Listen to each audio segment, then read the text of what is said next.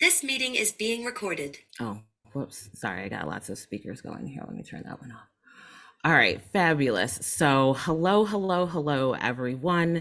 It is so great to have you here for the Smashing Your Sales Goals Experts Tell All webinar.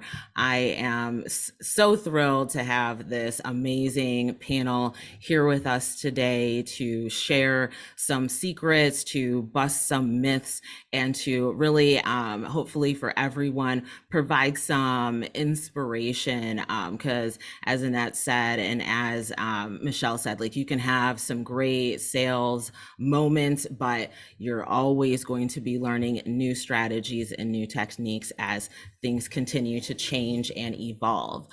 My name is Dr. Erika Pryor. I am the founder of Epic Learning, and I am the creator of the Smashing Your Sales Goals platform. So today is the launch of the Smash movement, and I'm so happy to have you all here with us for this really exciting time. So I am going to go ahead and share one of my screens here, and we'll bring up the slide deck.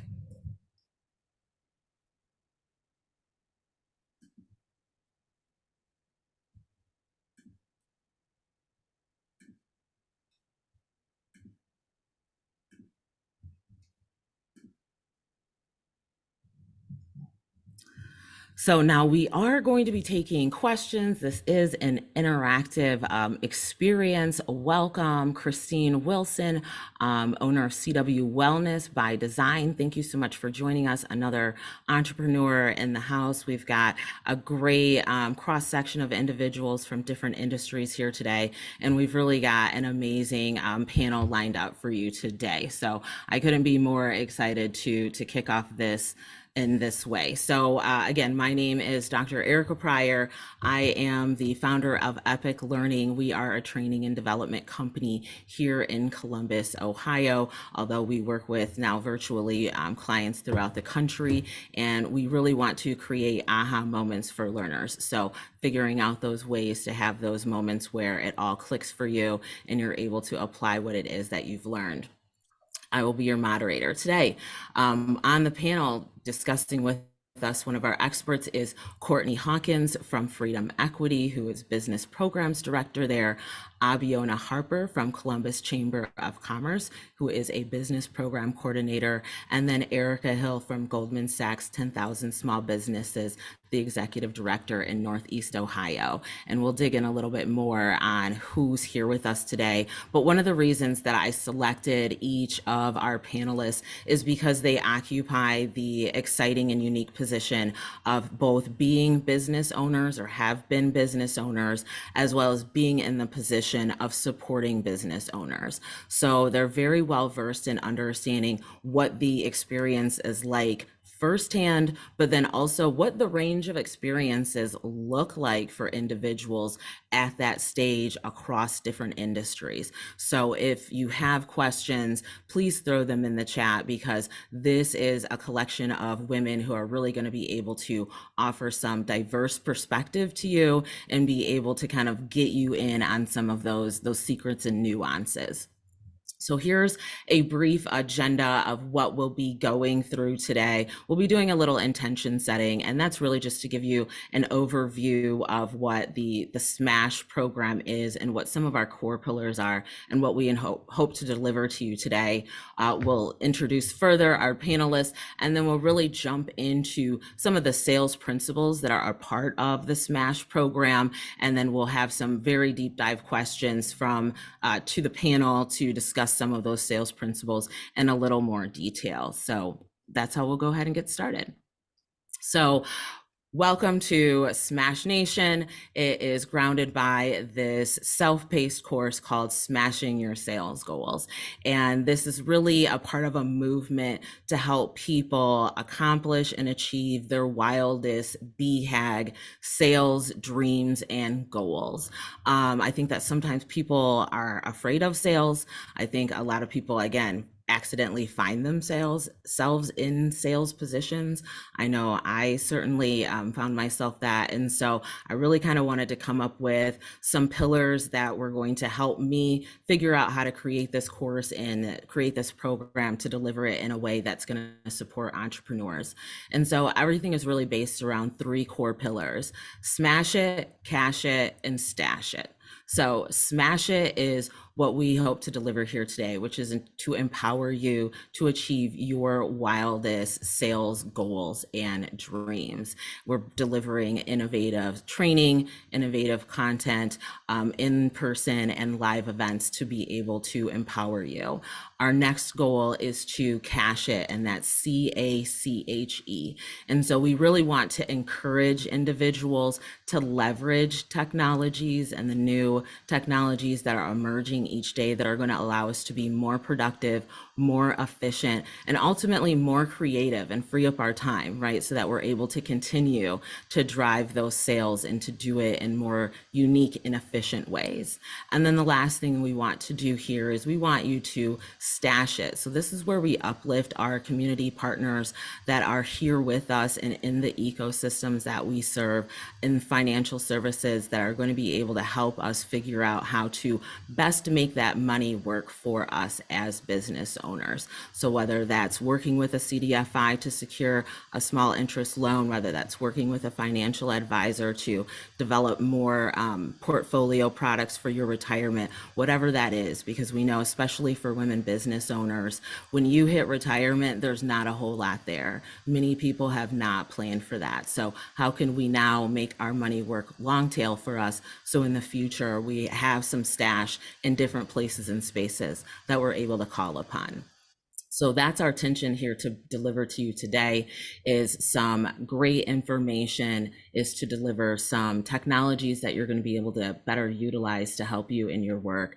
And then hopefully we have uplifted some of our partners here in the ecosystem that have the resources and can offer you the support to continue to make your money work for you long tail. So now let's jump into who's with us today. So again, my name is Dr. Erika Pryor. I'm your moderator. I'm the founder and CEO of Epic Learning. And I started this company like so many people, during the pandemic in 2020. I was unceremoniously released from a job like many people. And during that time, I had to realize like a lot that, you can pour a lot into your job, but that doesn't mean that the job loves you and they're going to pour that same level of energy into you when it comes to staying in survival and being able to continue to be in business. And so I really have taken my experience as an educator and my experience as a marketing professional and my love to contribute to the ecosystem that I feel like I've gotten so much from, and put that all together. And so we're in the business of developing training that's really application based, and that is focused on giving you nuggets that you can utilize today to make a difference in your work. Next, we have Courtnee Scott Hawkins, who is the Director of Business Services. And Courtnee and I go way back. So I'm so thrilled to have her here with us. Today, she is with Freedom Equity. Courtnee has had at least 5 businesses. I feel like every time I've met you, you've like started a new business, including home care, including the Judge's Mansion. With Freedom Equity, Courtnee helps business owners access capital, access services, and get them on the road to continued sustainability and growth. And so right now we're going to jump right in. I'm going to ask you, Courtnee, what is the biggest myth that you have had busted for you, or that you've busted for a business owner in your work so far? If you build something or create something, they will come.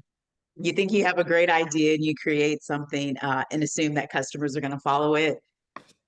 And then I have to be honest, on the lending side, a myth that we commonly bust is business owners will feel that capital brings them customers. And so they'll feel like if they get money just to market, that's going to open the floodgates to get their either product or service out into the market. and not having a plan of how you're going to be responsible with that capital, or having it intentionally go somewhere that's a part of your growth process, is a myth that needs to be busted. If you don't have a plan and you have money to grow your business through marketing, you need to know your audience, you need to know your customer, and you need to have a plan for those dollars. Awesome. Thank you so much. And you know what? I mean, I've heard the field of dreams method to sales on a number of occasions, and it's rooted, you know, and I'm a marketing professional, and it's rooted in this idea that if I just market, this it will all just like snap into place from there. So I love that as our first myth busted. Next on our panel is Abiona Stinson Harper, who is a business programs coordinator with the Columbus Chamber of Commerce. Abiona also is a woman who has 20 years of experience with customer service in retail, I think also in health and beauty as well. Started a nationwide brand ambassador loyalty program and is Lean Six Sigma certified. And we're so thrilled that she is now with the to the Chamber of Commerce, and that she is like helping build some of the amazing programs that are coming out of there. Welcome, Abby. I would love to hear from you. What are some of the biggest myths or myth that you have busted or had busted for yourself? Absolutely. Thank you, Dr. Pryor. Thank you for having me, and good afternoon, everyone. Small business is my jam. All right. Like I have a deep passion for small business and seeing entrepreneurs win. As you had mentioned, I have an extensive knowledge of customer service. And I think that one of the biggest myths that I've had to bust and seen busted is that the customer is always right. That's not always the case. I think that Wait, no, you hold on. have You need to say that one more time because a lot of people in the back may not have heard you. And this is something that can definitely drive how it is that you engage in your sales process. So one more time in the back first, please. Absolutely. So for the people in the back, the myth to be busted is that the customer is always right. Not true. I am a firm believer that it is important to provide excellent customer service and listen to customer feedback, but you really have to set appropriate boundaries and manage expectations while being responsive and respectful to the customer. So when it takes you out of line with what your true intention is, and your capabilities, the customer is not always right, but it is important to listen to that customer and be responsive to their feedback. That is great advice and recommendation because frequently consultants will be out here running around, taking calls at 9 o'clock at night, promising this on some short deadlines because the customer, the client has not necessarily planned adequately or perhaps hasn't communicated what their needs are. And you can draw boundaries. You can draw boundaries that will actually improve your sales process, improve your client service delivery, and improve your relationships with your clients. So amazing. I love that. Thank you so much. Welcome. And also on our panel today is Erika Hill, who is the Northeast Ohio Executive Director of the Goldman Sachs 10,000 Small Businesses Program. So we're so happy to have her. She is originally from Columbus. She has an extensive both community service history as well as a communications background and is certified in project management. So process and operations are also things that really get Erika excited, I'm guessing. So Erika, thank you so much for joining us. A little bit about yourself and what a myth is that you've busted or had busted for you. Thank you, Dr. Pryor. I'm very glad to be here and staying connected in both Cleveland and Columbus. I would say that in my background in working with business owners that, there may be a hesitance of, I don't know if anyone would want my product or want my service. And what myth that's been busted for me that I pass on to business owners is that you are doing that prospective decision maker, you're doing them a favor by putting your product and service in front of them. So if they have a need or a want that needs to be fulfilled, a lot of times they may be in search of something, they're doing a lot of work to figure it out. But if you put your product or service in front of them thinking that it's a potential need and want fulfillment, then you are doing them a favor. So that means that you could go in with confidence, and that's regardless if they say yes or no, you're doing them a favor by giving them an option. So I would say lead with confidence in knowing that. Fabulous. And I also love that recommendation, because in those moments where you're trying to decide whether or not your potential customer even wants your product, when you decide they don't even want it, I'm not even going to present it, you've now made the decision for them that they're not even going to have the opportunity to consider buying from you. Right. So we want to make sure that we are, as Erika said, going in with confidence, because if a person has expressed that they have a need, then that's your opportunity. And I think the other side of that myth too is waiting for people to tell you exactly what their need is. Like, most of the time their need exists in this amorphous space that they can't necessarily articulate all the way to you. And so part of your opportunity, again, is to identify what that need is and to bring out the products or services that that customer is looking for, that they didn't necessarily know that they were looking for. So fabulous. So today we are going to add questions to the chat. We want you to stay engaged and stay with us. We've got quite a few folks on the line. Diamond, thank you for joining us today. We're so happy to have you. Who else we have? Dominique, thank you so much for joining. Izzy, Joanna, thank you so much for joining. Mark, Michelle, Tammy, we really appreciate all of you here. If you would like to throw into the chat a little bit about yourself and what you're hoping to gain from today, we would love that. As we get towards the end, one of the things, again, we want to do is uplift our partners that have resources for you. So you will be able to sign up for newsletters from all of the organizations that are represented today. We'll have that information for you in the slide deck when we send that out. And then we also have a small challenge for you. So I'll tell you a little bit about the sales challenge that I've been doing for the last 30 days and some of the results and my challenge to you. And then hopefully you will register for the next event. So we want you to stay with us and stay engaged as we can continue to plug forward. So our first sales principle here is really about practice and discipline. And I put this out here just because a lot of people, again, think about sales as a field of dreams, and that field is sort of spottily utilized, and there isn't always like a discipline around the practices and the activities and the time and the energy it takes to derive the sales results that you want to see. And so I'd love to hear from our panel today a little bit more about practices that you see individuals doing that do not yield results, that they could stop doing today. Courtney, let's start with you.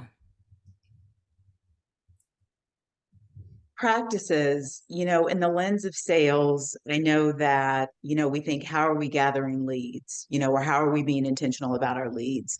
Maybe that's a newsletter.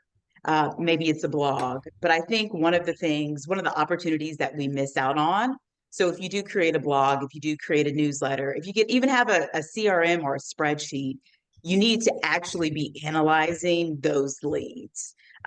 So I think that that's something important that we often overlook is, what are you actually doing with those names? Like, how are you cultivating them?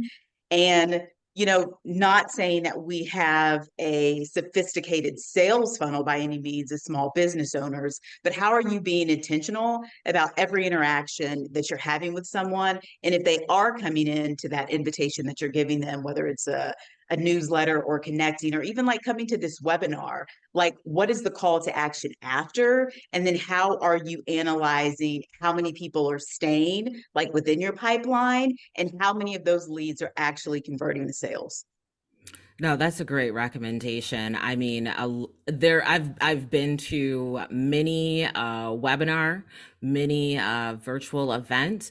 And I've been to many in-person events, signed my name, never heard from anyone ever again. I'm guilty of it as well. I have certainly like hosted things and known I should have done my due diligence because there could have been some opportunities and just dropped the ball. So great recommendation around the discipline that if you put in the energy to create something that captures leads and brings those leads to you inbound, you want to continue that energy when you are trying to cultivate that into a relationship and into an opportunity. Abby, what do you have as a potential recommendation or something you've seen business owners do that they could stop doing right now from a practice or discipline perspective? I would say maybe not something that they're not that they're doing that they could stop doing, but maybe something that they're not doing, and that's just really thanking the customer for their business.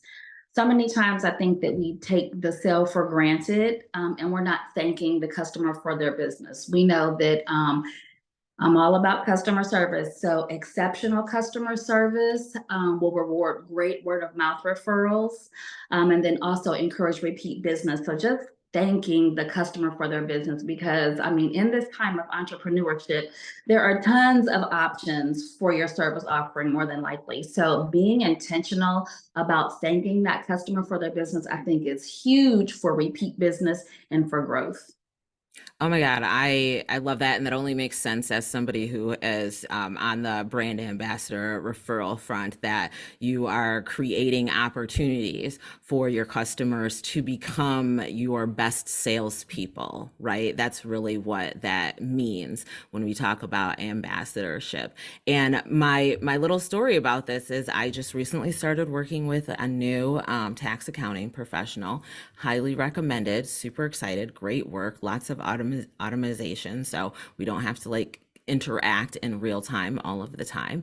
And I sent another individual to her. And so on our second meeting, I said, hey, I heard my friend had signed up. They're getting started. Do you have a referral program? Like if I send you them, am I going to get a thank you in terms of a discount on my future services? And she just looked at me and was like, no, we don't do that.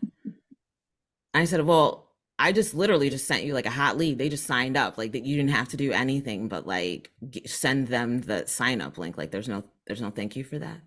And she was like, no, that's not something that we do.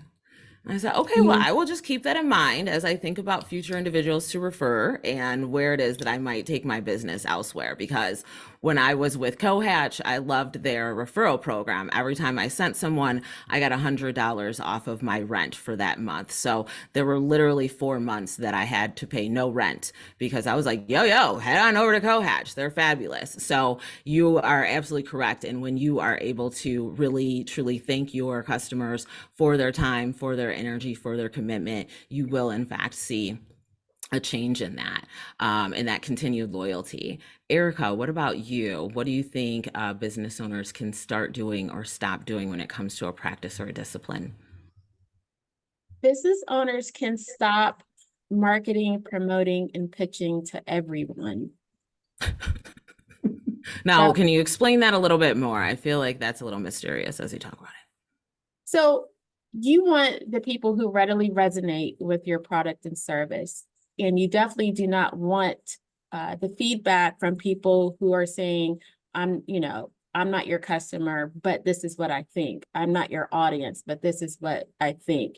I think it's a moot point to have that conversation if you're not my audience or customer. So you want to focus on those who are showing interest and resonating with your offering. And definitely to everyone else's point, that is identifying your target audience, that is building a leads pipeline, that is nurturing your repeat customers. All of those groups are interested in what you have to offer. So I would say stop wasting time in marketing, promoting, and pitching to everyone. Everyone's Thank you. not your customer. Absolutely. And this is definitely one of those places where tech is going to be a really solid resource for you in terms of being able to identify your different audience segments and your different customer segments and communicating to them, and then being able to say, okay, here, here is my persona, here is my customer profile, here are the needs we're able to offer, and then here is how and when and the frequency at which we want to communicate with them. Now we have a question here, Michelle. She's talking about loyalty programs can be a little bit tricky in the B2B space. Abby, do you have any suggestions or recommendations about like simple, straightforward loyalty programs that people can perhaps kind of quickly implement or refine? Absolutely. Sometimes with loyalty programs, a lot of people think that it has to be about some type of a discount or freebie, and not necessarily. Sometimes people just want to be aligned with a tribe. It's really about the culture and just being so enthused about the business and its offering, its principles, its core values, and its integrity. So sometimes it's just maybe just a mention, thanking someone else for partnering with them.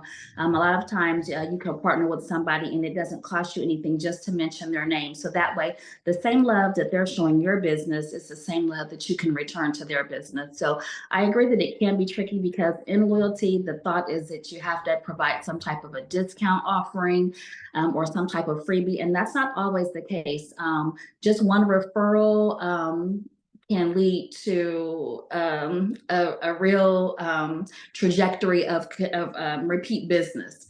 So just kind of big in the B2B world, again, just showing love to that business and that business showing love to you in return doesn't necessarily have to equate to any type of a discount or freebie service.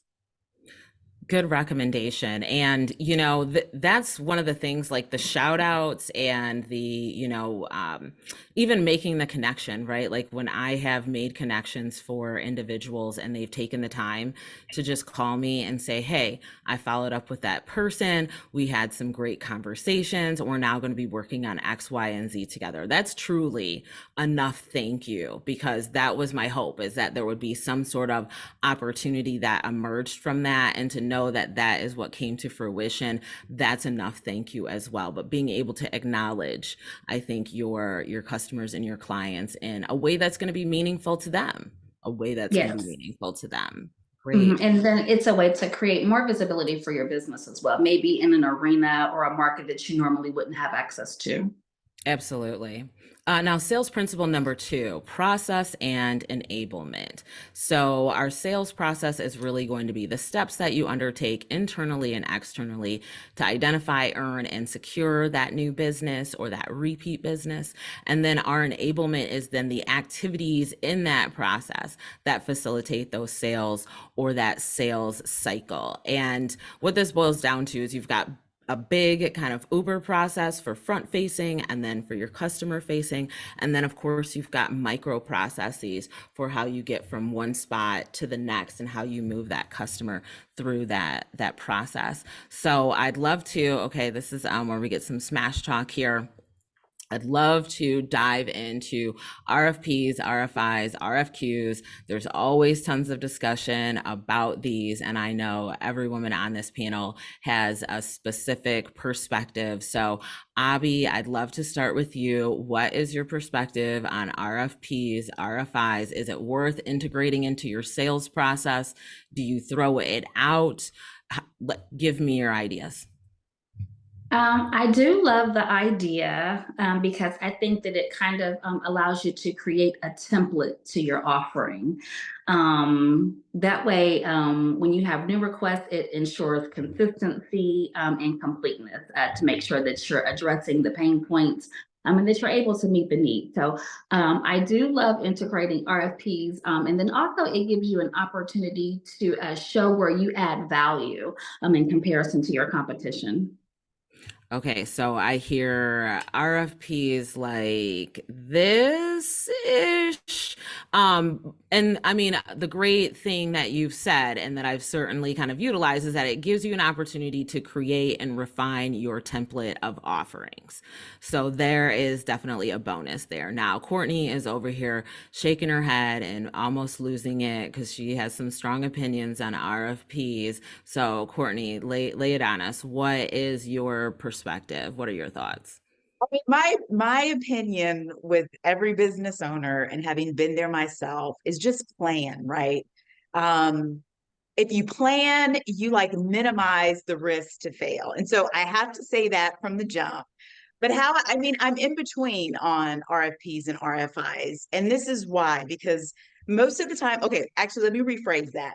If you are going to go after an RFP, an RFI, if you're going to go after a grant, you need to have a clear understanding of that organization's strategic goals and how your company or your work align or can support those goals. And then back to planning. First off, you got to know when the submission like cutoff is. Like, I don't know how many of us are rushing to submit and sometimes applying for the same pot of money. Like, know when the cutoff is. But if you know when the cutoff is, right, and you take time to map out what applying for this RFP looks like, you also need to know that the businesses that have been awarded in the past. And we don't take time to do that. So we miss opportunities because we could find out how we stack up to like the quote unquote competition or who else might be applying. And then sometimes we just get too darn colorful. Like RFPs are generally direct. Sometimes they're from the city, sometimes they're from, Fortune 500 companies. They're not looking for like these amazing new innovative things. Sometimes they just need a company to come do something. An example of this is I was looking for how Freedom Equity, what we do, supports the strategic initiatives of the library. And so I saw at the very bottom that they have supplier diversity is one of their strategic goals. And I went and looked at who was awarded for the Library Fest that we had here, which was huge, one of the biggest in the United States. Y'all, for tents, there were only two companies applied to be the tent providers, suppliers for that Wow. event. And you know what? None of them were women or people of color. And you know what? They both got awarded. Right, However, exactly. the point is know what the organization is doing, know how what you do aligns, and don't be out here just writing anything that looks exciting because it's not going to work out for you. It's going to be not a good use of your time when you could be out doing other revenue generating opportunities. I'm done with that. Are you sure? Are you I'm sure you're sure. done? Going Okay. on mute. Going on Thank you. I love all of that feedback because most importantly really is like, how do you align with the organization that's sponsoring that? And then how do you stack up in doing your research? I'm not even going to touch on deadlines and what that looks like because that's a whole nother thing. Erika, what are your thoughts on RFPs, RFIs, adding them into your sales process? I know there are a lot of businesses that, all they have are all of their accounts, all of their opportunities are based on RFPs and RFIs. And I think that works for certain industries and just the nature of certain industries. However, if you are in an industry where you can diversify using RFPs and RFIs to get accounts, along with more direct agreements, direct contracts, then you should do that. You should balance out, where are my revenue streams coming from? Definitely to Abby's point, it is a good practice as far as having your ducks in a row with that template of your offering. Everywhere you go, you're gonna have to do some paperwork. You're gonna have to answer some essay question. You're gonna have to write a proposal of some sort. You're gonna have to know your numbers, your revenue numbers and your projection numbers, your financial statements. And so, having that paperwork ready to go, whether it is a RFI or RFP, or if it is a direct contract with another organization, it's just good practice. It's just a healthy habit for you to always stay organized and stay ready. And to that point, even here in Cleveland, we're hosting an event to say how to do business with these certain institutions. And I thought, well, that readily mandates a follow-up event that says, what do I need to do to get my stuff in order to do business with these institutions? Because you could say you could do businesses with us all day, but they're not going to tell you how to do it. That's absolutely correct. They're not going to give you handheld instructions on how to walk through the process. I want to shout out to Andrea Boyd with Ohio MBDA, because she works with business owners on issues such as that. You know, let's get your ducks in order. Let's understand what the playing field is, to Courtney's point, in understanding who do they normally give contracts to.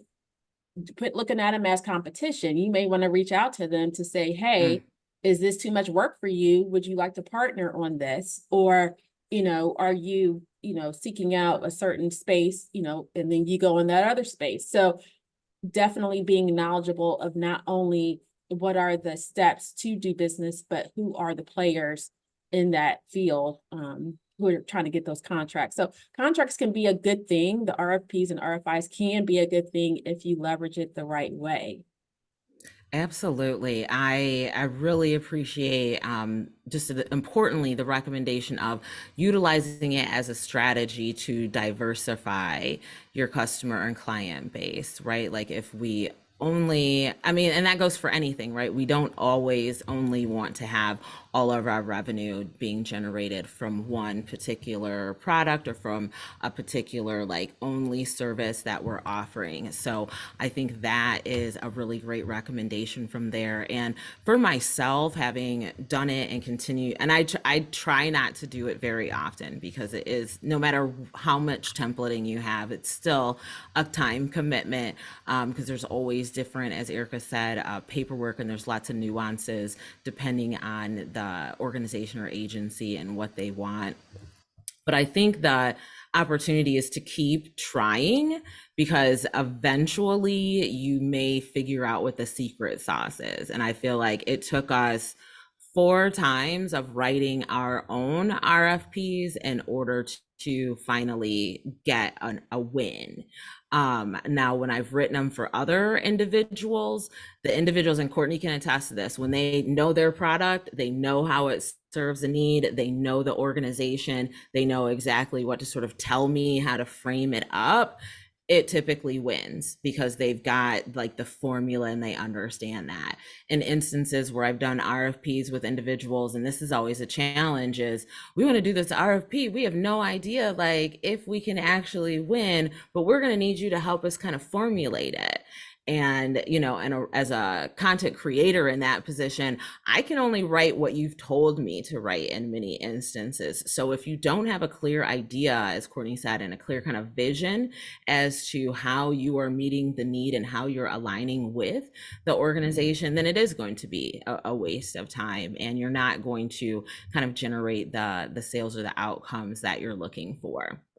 And in terms of optimizing that opportunity, I think the templates, the drill down that you can get, because frequently with those RFPs, you got to give them like 1 unit price. Like it's one. They don't want to see, as Courtney said, they don't want to see new ideas necessarily. They don't want to see like, you know, a whole itemization. They just want to drill down to what is the 1 unit price? What would they be billing in many instances? So these are great lessons learned.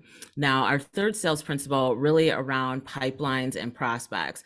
Prospects being your potential customers, and pipeline being the internal steps you take to identify those potential customers and then nurture them through your sales process. Obviously, we need prospects, and we've talked a little bit about ways that we can kind of miss opportunities to follow up with those prospects.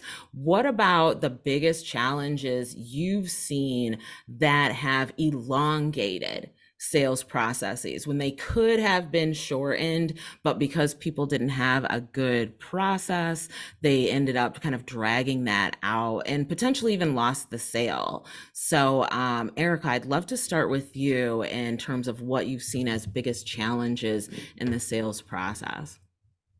I would say if you don't know what, if you haven't built out your constraints, if you haven't determined what do I need in my sales cycle so I could determine how long my sales cycle is going to be, then you're going to inevitably be all over the place in risk losing some prospects. So I could say even for the 10,000 Small Businesses program, we have a long recruitment process. It's very long. However, to accommodate that constraint, we stay in touch with our pipeline. We stay in touch with those who have interest. So it's not as simple as, here's a deadline to apply, 10 weeks out. It's apply now, create the urgency, as people show interest, follow up with them to say, are you still interested? We want to make sure that you get your application in time. We invite you to an information session to learn more. We'll be in your neck of the woods, to network and provide more information about the program. It's just that ongoing touch points that you need to just sprinkle throughout that sales cycle, regardless of what the duration of it is. Now, I love the way you frame that up, because you've really kind of like taken, at least crux one of sales and drilled it down, because really all that is nurturing that relationship and building that relationship and letting them know that the relationship still exists. Hi, we're still here for you. We still care about what your goals are. We're going to give you some more information so you're not feeling left out in the cold. And when you're ready, we're going to be ready. I mean, that is really the crux of all sales, is building relationships. That's why I felt confused when I realized that I was in a sales position, because when somebody asked me, this is like the early days, like early 2010s.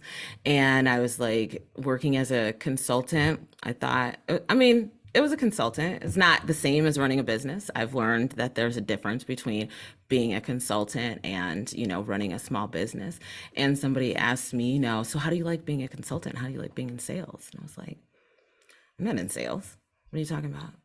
And they're like, well, how do you get business? I'm like, well, people tell me like what their problems are, and then I just tell them I can solve it, and then tell them how much it costs. And they're like, that's pretty much the sales process. I was like, oh, okay, well, I guess I'm in sales then. This is amazing. So if you think about it again, like from that perspective of you're building that relationship, and, from a marketing perspective, it's being top of mind when that person's ready to make that decision. And then being able to have the systems and the processes in place so that when they're ready to decide, they're able to decide with you. Abby, what's your perspective on challenges that contribute to elongated sales or challenges to the sales process? This is a loaded question for me. So you may have to cut me off like, okay, that's enough. Okay. So I'm heavy on retail background. And so I would cite 3 areas: cash flow, forecasting, and raw material availability. Okay. So those compile together. So for example, I was working with a client, and with the pandemic, certain raw materials were very hard to come by. Which affected the amount of time that product would come in.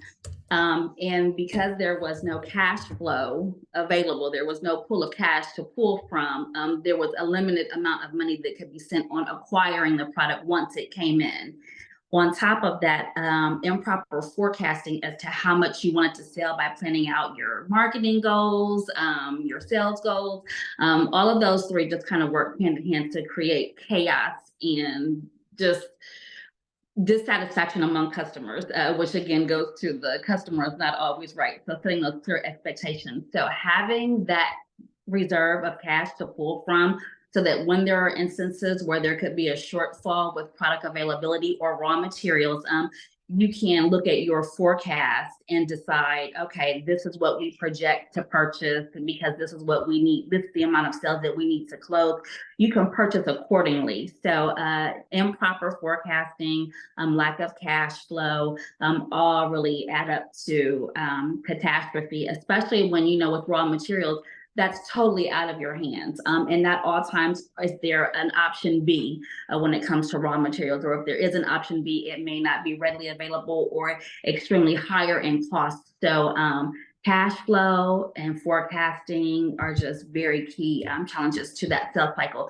Because once a customer gets upset, you know, they need their product, they want their product. So once they're upset because they can't get it, they will go elsewhere. So being able to stay in the loop on, you know, your forecasting and your ability to get products in is so key. So forecasting is so very necessary. And having that cash flow to pull from is so very necessary.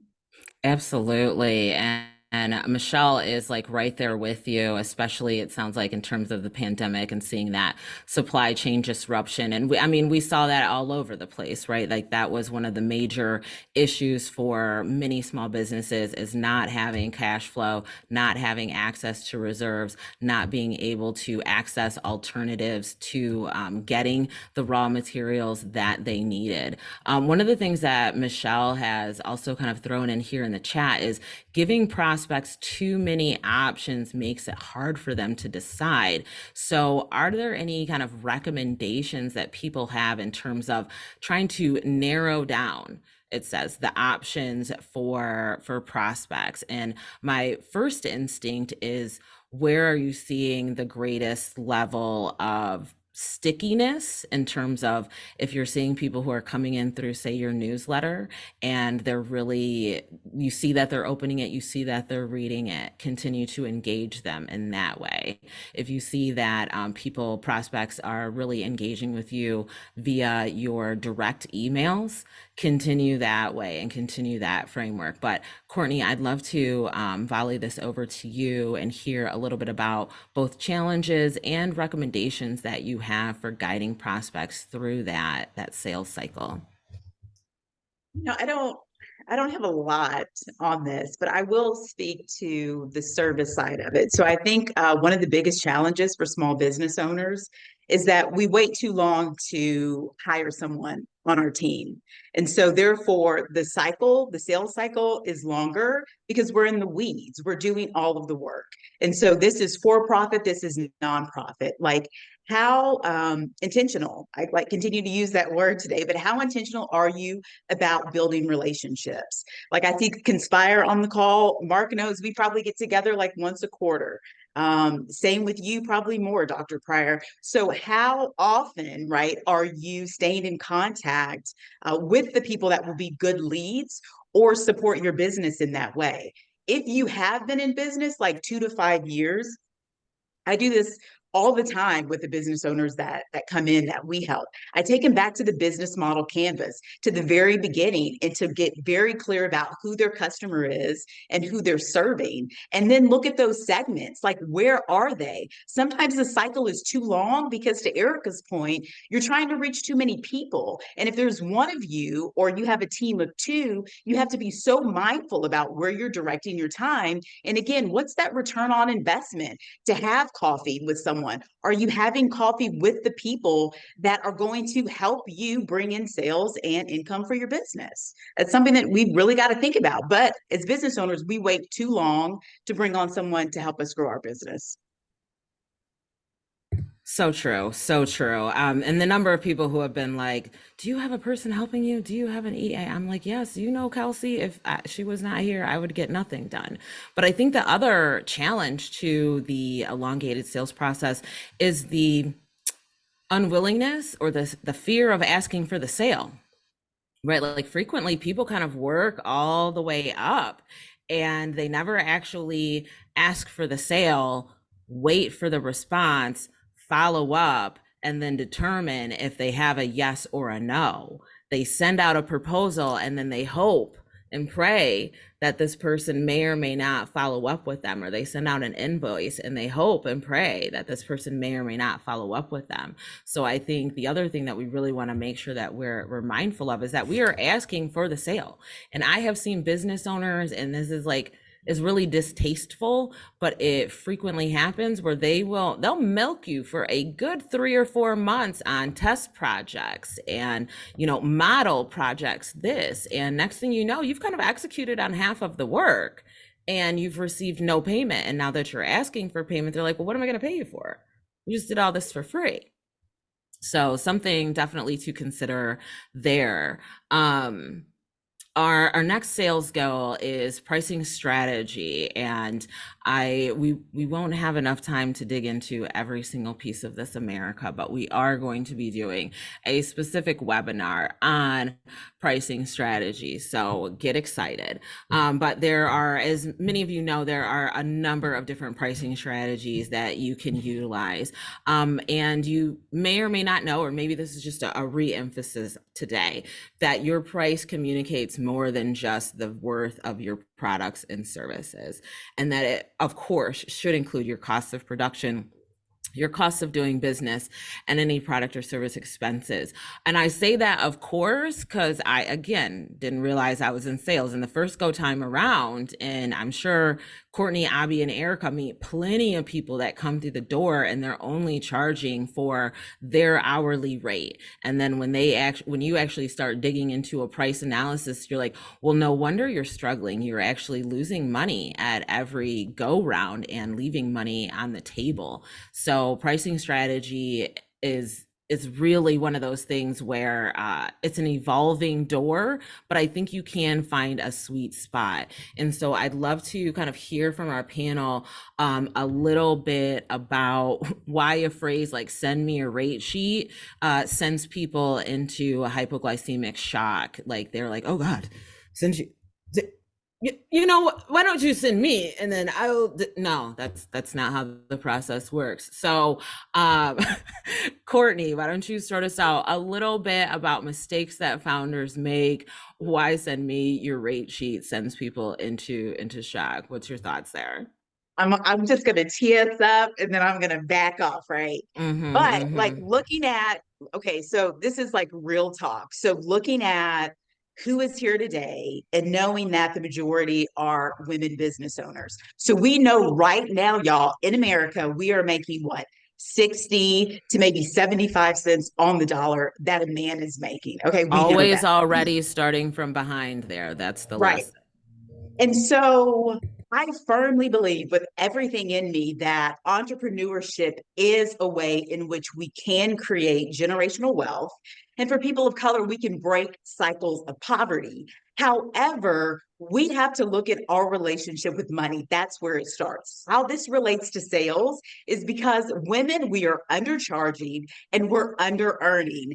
And how do we correct that? We go back to the very beginning. As children, what is our relationship with money?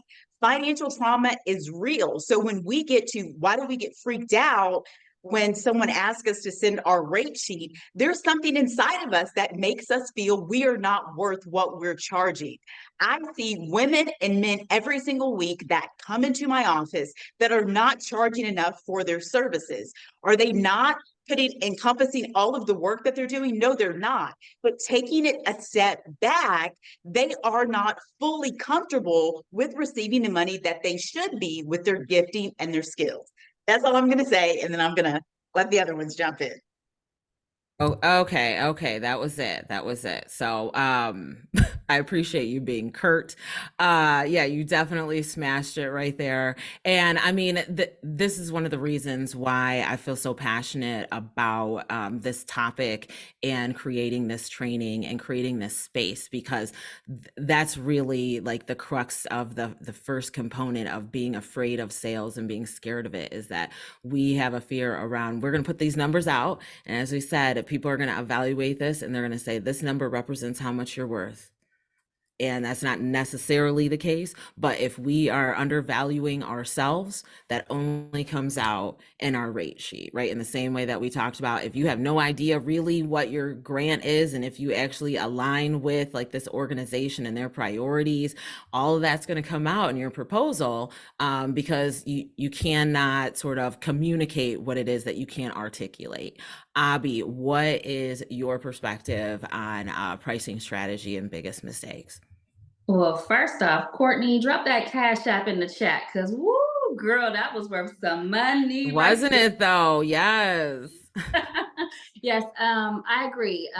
When the request for that rate sheet comes out, it's like, oh my gosh. I think there's a fear that we are overpricing ourselves due to personal devalue, Or possibly it's the question of, are we leaving money on the table? You know, is it actually shoot low, you know, where I might be charging X amount, but there was actually X amount more that could have been given. But of course, like I always hate when I see salary ranges and it's like, okay, it could be from 50,000 to 65,000. Well, that's a big span. And of course, when I come in, I'm going to want to come in at the top. So that pricing, in the same adage, when you're asked for your pricing, I think that there is a fear of that you're either overpricing yourself or that you're going to leave money on the table. And then to what you had said earlier about doing the work for free, no one respects free, you know. It's not Okay, value. okay, hold on now. Say that again, and the people for the back, Hey, please, y'all in the because back. thank you. Absolutely. People don't value free. They don't have any skin in the game, so they have nothing to lose. So here you are giving all of your intellectual properties for free for someone to take and run away with. And then when you do maybe come back and ask for the business, it's like, well, you've given them the blueprint, and so what do they need you for? And the theory is that they could take that blueprint and execute it themselves, which they may or may not to a certain extent, but you've given them so much for free on the front end that it really takes away the value that you can bring by actually executing the job yourself. Absolutely. And that's something that, again, I think in our sales mind or in the myths that we have created for ourselves, that we have come to believe that you have to give something away for free. And I mean, yeah, you give something away for free, but it's not all the goods, right? It's not all the juicy juice. It's not all of the, as you said, the IP. It's not all of the whole product line. You can't give all that away for free. You want to generate interest, but you can't give away the goods for free. Erika, what's your perspective here? So what comes to mind for me is I heard it phrased that, you know, if you were a woodworker and you were carving out the product that a customer needs, that what you could give away for free is the sawdust that hits the floor. Correct. So you're not going to do anything with it, but it is of some value that you can give away and still sleep at night. But you're not giving away that, you know, that woodworking that you poured all your heart and effort into. So, you know, that's a frame of mind that you can take in trying to determine, you know, what is the essence of my offering versus what are just complementary things that just comes with the experience of what I have to offer. I think to Courtnee's point, we do need to work on our mindset. We do need to work on healing from financial trauma. And that may be, you know, taking a moment for yourself and pausing to see, okay, you know, where are my roadblocks with that? Or it may be, I need to jump off this cliff, go ahead and put together my, you know, price sheet and tweak it as I go. And understand, and look at what comes up for me as I put that out there. So we may not know until we go ahead and jump off, you know, that cliff with putting out our prices. And you're not always going to get it right the first time. You probably won't get it right the first time, but you got to start.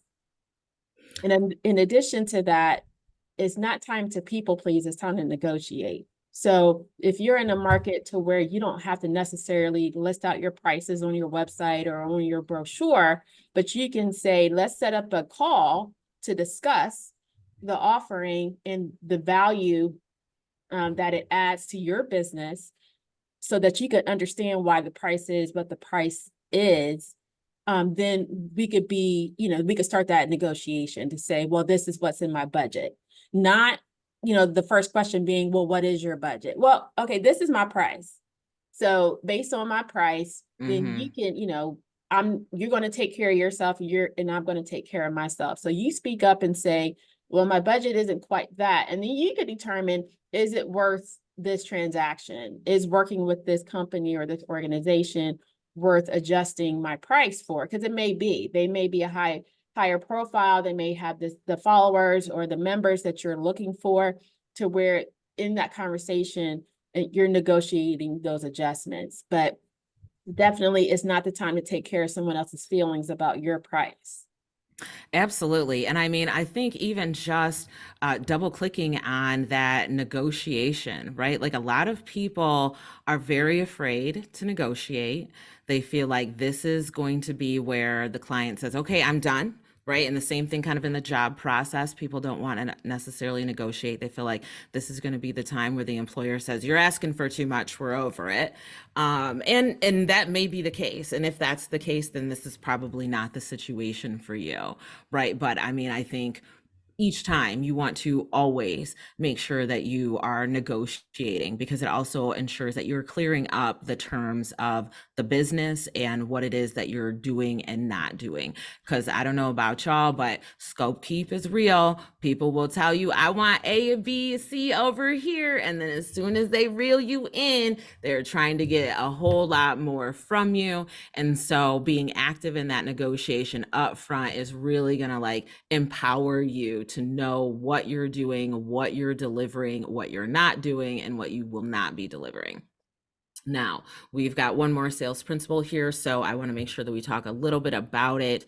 Oh, and you know what? Here it is, Michelle Uber. Be willing to walk away. You are so right, girl. Be willing to walk away. I have walked away from business relationships because I valued the relationship and the future potential business one could bring versus that little bit of money that we was fighting over on that teeny tiny project. So again, when we talk about high profile, we talk about clients and customers that have a great reach or a great influence. It may be worth it to negotiate or alter your prices because there's some additional value that they're bringing to the table that you're able to leverage. Payment collection. So this is strategies and processes to ensure you collect payment and that you are compensated and you get that coin. Okay. And so it sounds simple. It sounds simple, but there are definitely mistakes that people make when it comes to actually collecting payments. And so, Erika, I'm going to start with you here. What are some recommendations that you have for business owners who are experiencing challenges collecting payment? And this may be one that's, I don't know, uniquely for women or people of color or service industry or whatever the case may be, but there's always going to be some people who are stalling on the payment. What's your recommendations for kind of speeding that up and getting the money in the door? I think there are multiple challenges. So one of them is, understanding, how tech savvy are you? Can you establish online merchant account? Can you offer multiple ways of payment online? And that means not only through your website, you may have a separate portal to, provide a link for. Definitely, if you do on-site sales, you want to have the equipment that you can attach to your phone or your tablet in order to capture those transactions. And so I would say, tech savviness can be a challenge for folks. Also, for those who are very tech savvy, they are not used to invoices. They're not used to purchase orders. They are not used to some of the more bureaucratic ways of doing transactions. And so that's a very delicate way of putting it, bureaucratic. Thank you. Net 30 and net 60, and what does that mean? And you determining the terms of this is how long it can take for you to pay me, for it to work for my business, to get that money, in my pocket and what I've, offered to you based on what I've offered to you. So I would say on both sides, you have to account for being tech savvy and the options that go with that transaction, ways of payment, and then also be adaptable for bigger organizations who work through purchase orders and invoices.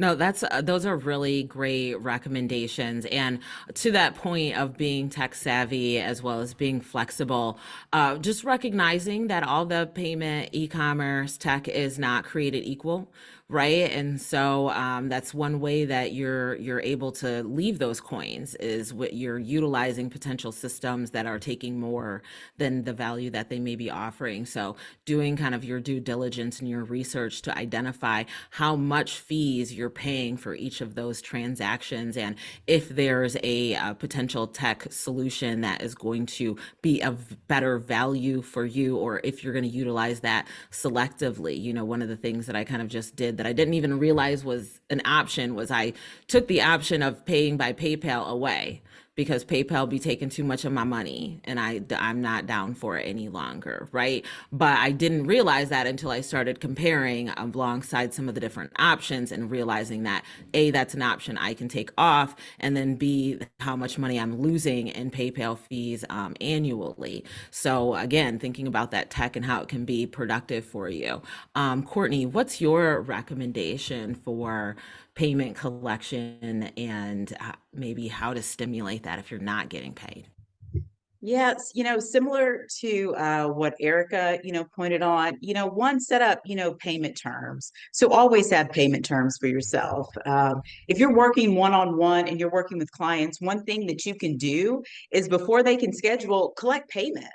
Another thing, if you are a consultant or if you are a service provider and you work with someone, say you're working with them like 3 to 6 months, or there's a period of time, your calendar doesn't open until those payments come through. So that's very common in like coaching or even counseling. So if you're doing 2 services a month, it's like, after the payment happens on the 15th of the month is when your calendar opens for the next month and they can schedule. So that's if you're working like small, right? Like one-on-one.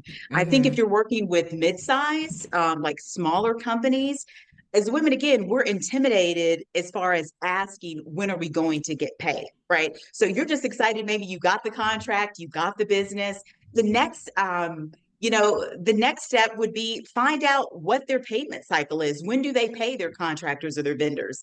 And then most of the time, well, pretty much 97% of the time, unless you're working with providing services for another small business, whoever is cutting the checks, y'all, like, that's not their money. So if it's Tammy in accounts payable, just email Tammy in accounts payable, like, remove the emotion from behind it. That's not her money she's cutting the check for, right? She's not emotionally invested in that. And then to Erika's point, if you're working with larger companies, you need to ask yourself, can you afford to work with that size of a business Absolutely. based upon where you are in your capacity? I mean, real talk, we have financial programs here. Freedom Equity, we are able to lend for working capital. And there are people that are in our pipeline who need what is essentially a bridge loan until they get paid from a contract that they have. And that's real. The same works for large, the Minority Contractor Resource Center exists for that. So you can have minorities and women actually come into some of these subcontracting jobs because they don't get paid within 30 days. So that's real. You need to evaluate your company size before going out for a big job and say, is this something that my business can afford to wait on? Like, this check, can I wait 60 days? And what are going to be the consequences if I do take this job with a huge company on my small business? Absolutely. Absolutely. Fabulous. And Abby, last point on this. What is your recommendation for getting the payment in? I echo everything that was said. Definitely, I love in consulting collecting that retainer up front. And so I'm only going to really do as much work as that retainer allows. And once that's replenished, then we can move forward. But there's nowhere you can go and work for free, or there's nowhere you should go and work for free. So I think that it's really important to establish and communicate clear payment terms up front, and then hold those individuals accountable to that. It can avoid a lot of confusion and delays in payment. And then also you can talk about any type of late payment penalties. So putting those on paper in a contract really holds that party to payment. And then you have recourse in the event that they don't follow through. Absolutely. These are all been great recommendations. I know I have certainly been in situations where I have had to stop at work activity. I'm like, your invoice is grossly overdue. I'm going to go ahead and stop work activity. But I mean, there again, I think, sometimes when you're in a service-based business or as a service-based professional, you feel like, oh my God, I'm letting this person down. I'm not doing what I said I was going to do. But as Courtney said, like, you've really got to kind of get the emotion out of the business, out of the sales, in a meaningful way, because those emotions are really holding you back, and people will see that and figure out how it is that they can manipulate that in order to, kind of continue to benefit themselves in their business. So that has been our 5 sales principles here. We have done an amazing deep dive. Thank you so much to Courtney and Abby and Erika for joining me today. We would love to have your feedback on our survey here to give us an idea of how we did today, what kinds of information we continue to bring to you in the future. Mark, thank you so much. We were so happy to put this together. Super powerful wisdom, he says, dropped today. I knew that was going to happen. When I saw this panel, I didn't even think about it when I put it together. I saw this panel and I was like, ooh, it's a beautiful panel of beautiful people that have so much talent and information to give. Our next event's coming up. So thank you everyone for joining us. Our next event's coming up. Again, like I said, can you send me your rate sheet? Okay, I'll see if anybody actually comes, because people might be scared to even come and just have the conversation. So we'll see what happens. And then in August, we are hosting our first live event near the end of the month. So we'll be doing a SmashCon live bootcamp preview, and you'll be able to meet and hear from some of the folks that are going to be joining us for that event. So we are really excited and looking forward to that. Courtney, Abby, Erika, any last words before we shut it down for today? Courtney, I feel like there's last word in you. You got any last advice or recommendations you want to offer? Just thanks for being here again. If you can, they're great ecosystem providers on this call. Everyone's got great talents. I've referred so many businesses to Dr. Pryor to really clarify the way in which they tell their story. There is a way in which you can invite others into the work that you do, to where they naturally ask you, how much is it going to cost me to work with you? And that's what you want to do. Dr. Erika Pryor can help you do that. Conspire's on here that does marketing and branding. If you get solid on who your customer is and what you have to offer, and position yourself in a place that your customer is there, the sky, it's endless. And again, I'm very serious about women and what our life looks like as far as legacy building. So really spend some time, getting some, support. If you are struggling financially, there's no shame, but really position yourself for long-term success. And that is being honest with where you are, reaching out to these service providers and jumping in on calls like this to just move the needle a little further by getting the information that you need right now for your business. Thanks for having me. Awesome. Thank you so much. Abby, any last parting words you want to share with us today? Yes, I believe that a lot of times we let progress, or that we let perfection be the hindrance of progress. So I encourage you to just start. You have to just start. It's not going to start off pretty. It's not going to be perfect, but just start. And I also am a firm believer that you must start with the end in mind. Where is it that you want to go? And then how can you back into that? Absolutely. Thank you so much. And Erika, last thoughts with us today. Yeah, Dr. Pryor, I also want to thank you for having me. This has been very exciting and very engaging. So, I myself have learned a lot in addition to being part of the panel. And my parting words would be that asking for help is the first step to owning the problem you're trying to solve. So, and it's also a time saver. If you're stuck, if you have a roadblock, if you are focusing on things being perfect, to Abby's point, versus getting started, that's the time to step back and make a phone call. Step back and register or schedule time with a business advisor. There are plenty through, to Courtney's point, the ecosystem that's in Columbus, the ecosystem that's in Cleveland, and wherever you are located, there is an ecosystem of organizations that you could tap into for free, to start for free, to get you unstuck, and get you in a place of progress and motion. So definitely asking for help is the start of owning the problem you're trying to solve. Fabulous. Thank you so much. I think my parting words for you are really just part of the Smash Nation, which is that we want to continue to provide you and deliver innovative training, these fabulous webinars, different ways that as business owners continue to progress through their life cycle, they're able to jump in, because at each phase of the life cycle, your business is going to look different. Your sales are going to change and alter. And so we are just so happy that you've been with us today. Thank you so much to our panel. Thank you everyone for joining us. That's the end of Smashing Your Sales Goals Experts Tell All. We'll see you next time. Bye. Thank you. Thank you so much.